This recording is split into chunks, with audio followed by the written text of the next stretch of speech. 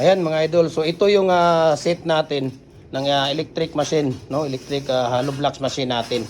Ito po ay standard na 4 inches, no? Ang set po dito mga idol, ito po yun ay apatan. So depende po kuya sa kanila, di ba? Kung ano yung isasama nila, 3, 4, isang size, ganun kuya. Pwede dalawang size, 2, 4.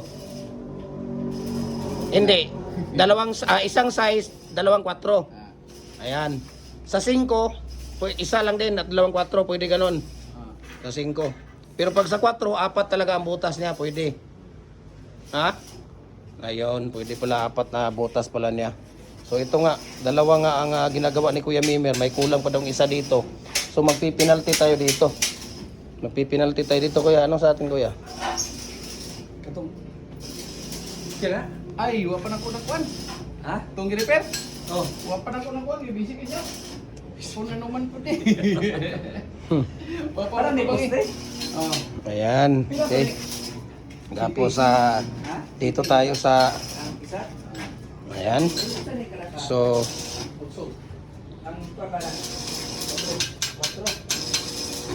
So ito po, dito kuya, ano to dito kuya? Size to? Standard na. Standard na size. So 3 lang kuya. Oh. Ayun. So pag standard pala na size ang ano natin, 3 lang ang magagawa niya. Itabi muna natin ito ha. Ano natin dito. Tabi muna natin. Ayan. Okay. So ito ay size na electric machine natin, hollow block electric machine natin na size standard. So 3 lang butas niya. Yun po ay isang set niya at magkakasama dito na 15 na plates yung kasama niya dito. Okay?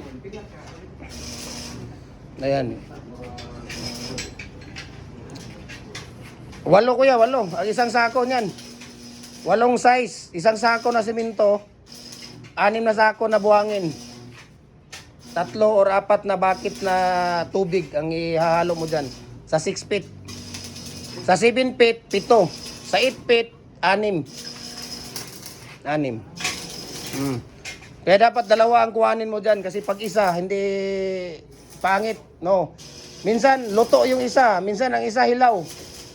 Hindi equal ang balance ng simento. 8mm, standard na 8mm. Pwede din yung 1.5. 8mm doa. 3 yan. 3 ang mating dyan.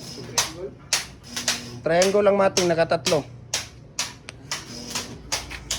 Yan ang ipagawa sa pilit. 2 inches ang ano niya. 2 inches ang para sa stirrup niya. Yung panglagayan ng barbed wire mo at saka cyclone. Ayan. So, ito yung 6 natin na standard. No? Ito yung set natin. Ito naman standard na electric machine natin. Ayan. Tapos dito naman, ito yung standard natin na 4. So 4 ang butas pag 4, no? Pwedeng 4 ang butas niya. Dito naman 3 pagka size, okay? So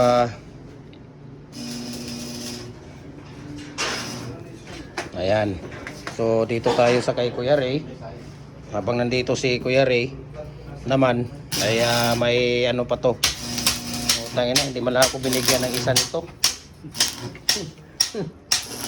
Wala man lang kahit isa dito ate, yung order mo, sabi ko ngayon makukuha. Ang dahilan ito, tingnan mo yung mukha niya na. Yan yan ang may kasalanan ha. Kasi nag-usap kami nung last week, sabi niya ngayong Sabado, isa. So ngayon, wala akong nakita dito kahit isang natapos dito. So may kasalanan yan na hindi ako. Okay? So yan, si Kuya Ray ang may kasalanan dyan. Okay?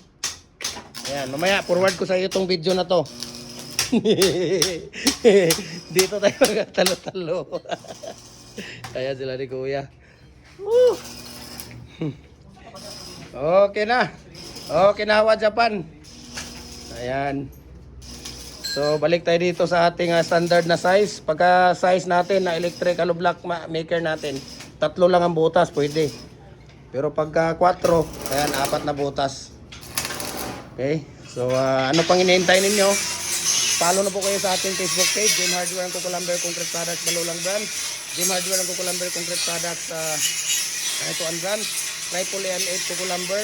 Ating personal Facebook account, Felix_Pagikan 2000. At ang ating Facebook account, Felix Tan Pagikan Jr. At saka yung ating Instagram, Felix_Pagikan 2000. Yung ating YouTube, Jim Hardware and Cucumber Concrete Products. Para updated po kayo sa ating mga video. Ayan. Okay? So, maraming salamat and God bless po sa ating lahat.